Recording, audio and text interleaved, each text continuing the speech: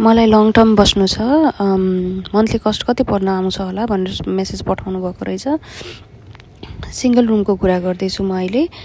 15,000 हजुरको 30 दिनको प्राइभेट बेडरुमको भयो भनेपछि अब मन्थली बिहानै निस्किनु पर्ने छ हजुरलाई।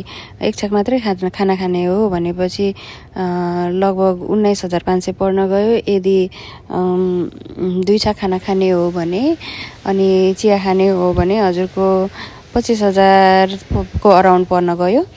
तर अब फिक्स कस्ट भनेको हजुरको रुमको भयो। अब खाना चिया नास्ताहरूको चाहिँ अब तलमाथि भइरहला। यो one of the cheapest and best option हो ह्यासल फ्री लाइफको लागि चाहिँ। हजुरको केही सरसफाइहरू यतात्यता केही पनि गर्नु परेन, किन्न जाने यताउता गर्ने केही झन्झट भएन होइन। त्यो सबै हामीले गरेकै हुन्छौँ। आउनुहोस्, बस्नुहोस्।